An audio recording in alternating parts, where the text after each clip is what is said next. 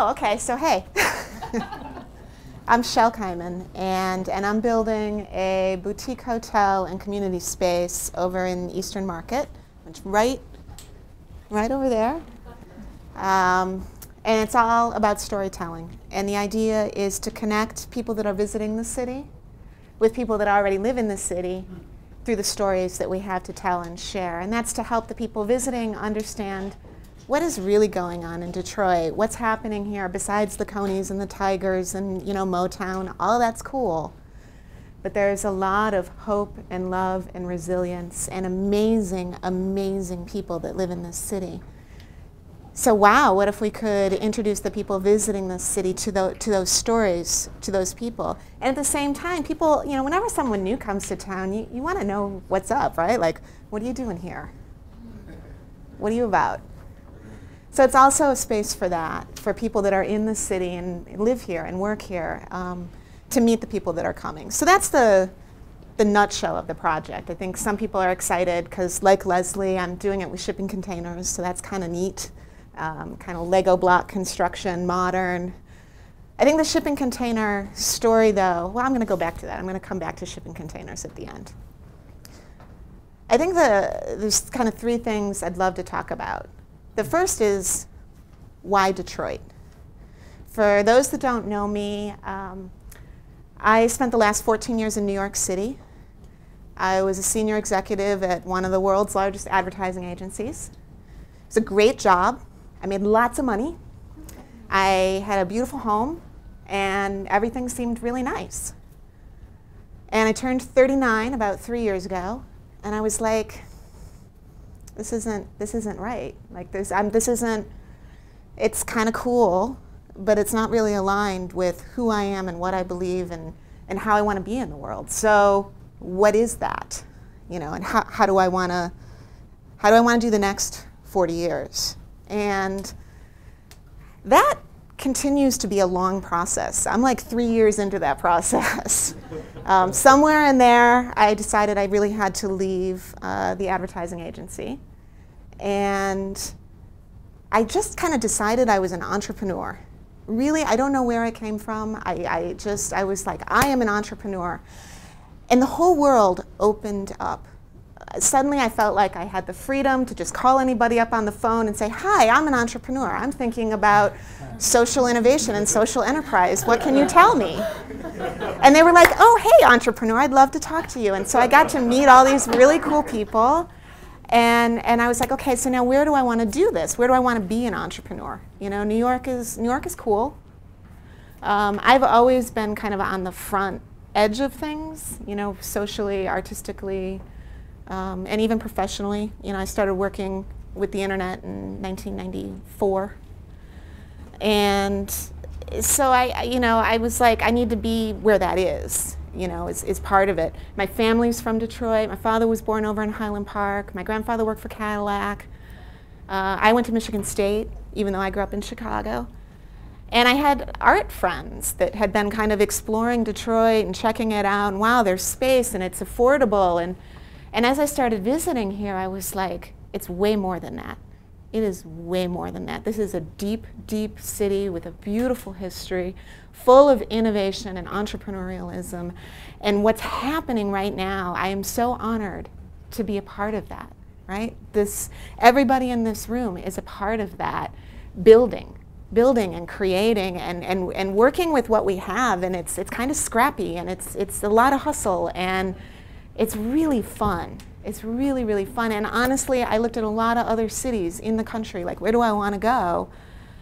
And as Detroit, I mean, it was so obvious, you know. It's like the perfect storm, not to mention the cool architecture, and, you know, the underground music scene here is just off the hook, and, you know, there's just all kinds of stuff. So I came to Detroit, and it's been amazing. Amazing, amazing, amazing. Like, it's everything I could have possibly ever wanted and so much more. Part of it is because Detroit's amazing, and part of it is because I was ready for amazing, and I was ready to be amazing. And that kind of goes into part 2 of the talk, which is how existentialism prepared me for entrepreneurialism. So existentialism is a school of philosophy that's all about the everything and the nothing at the same time, meaning and no meaning. And somehow, crazy kid, when I was young, I read an existential writer. I thought he was really cool. It was Albert Camus. And he talked about the false horizon. The false horizon is that sunset that you see off in the distance. And you fall in love with it. And you have to have it. And you have to do everything you can to march towards it. And you create all of this, oh wow, it's the most beautiful, wow, it's the most perfect, I love it, it's everything, it means the world to me. And you get there, and it's totally gone. You know, it's not what you expected, right? Because nothing ever is.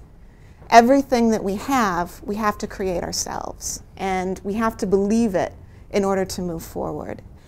And wow, I had no idea that I was preparing myself for this journey that I would take 20 years later.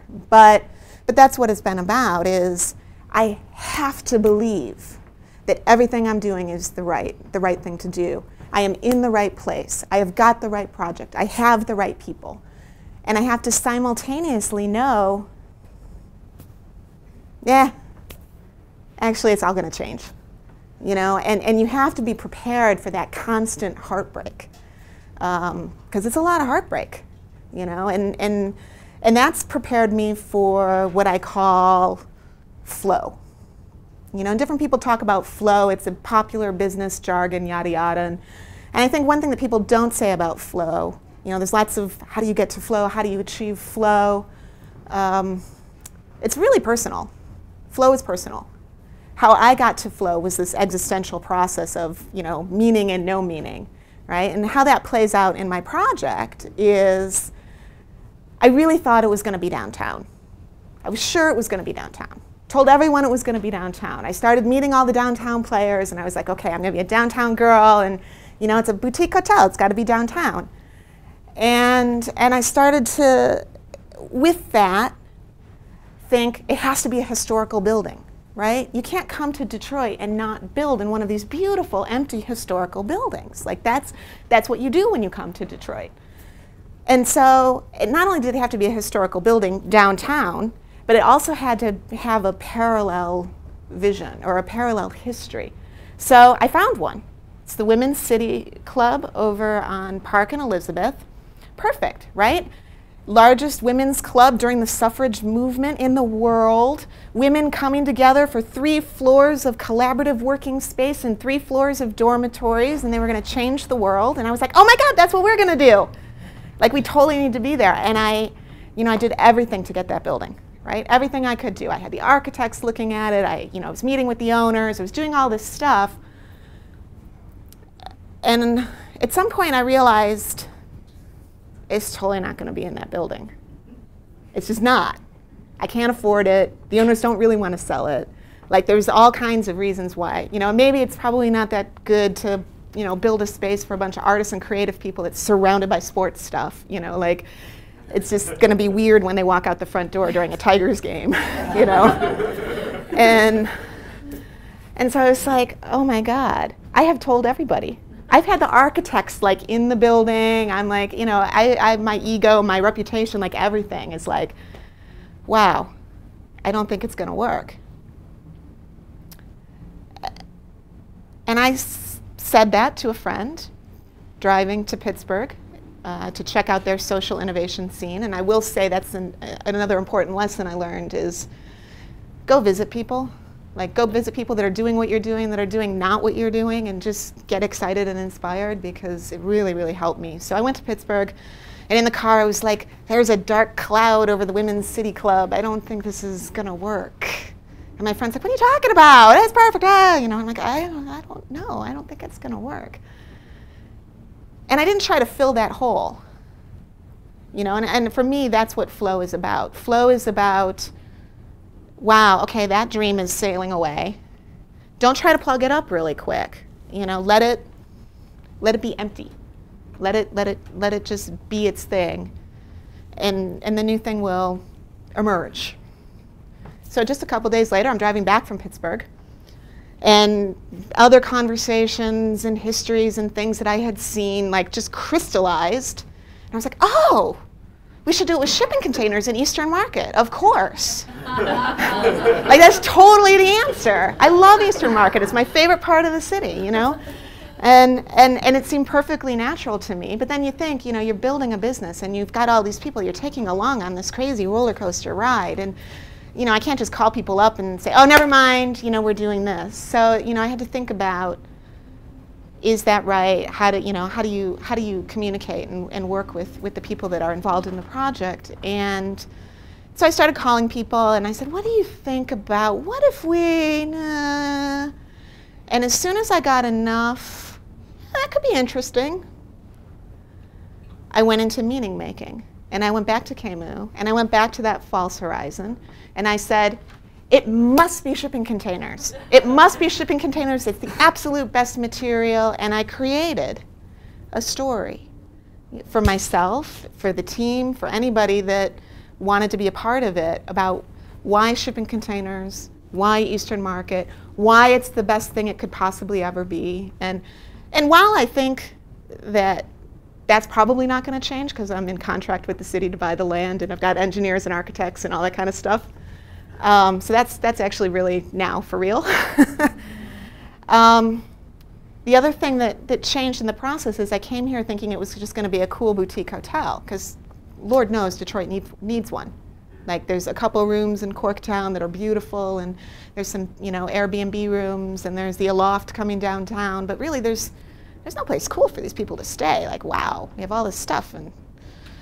But as I got into Detroit, and as I started tuning to the city and listening to what was going on here and what people might actually want or need or be of value, I realized, wow, this is much more of a community space. Yes, it's a hotel, and yes, it's a community space, and it's much more of a grassroots, bottom-up, working with neighborhoods thing than I originally thought. And that's another example of, I thought it was going to be this, and then it's going to be this. And, you know, it's just the beginning. I mean, we're in pre-development, very close to our first round of financing. So that's been interesting and wonderful and hard. And the content's going to change a lot. Like, what I think of it now and how I see it and how I envision it today is going to be very, very different, you know, a year from now or 2 years from now. Hopefully, because of the influence of all of the people that get involved. You know, I hope that that's the point, is that you create a space for people to take over and to change and to make of it what it needs to be. Thank you so much for having me.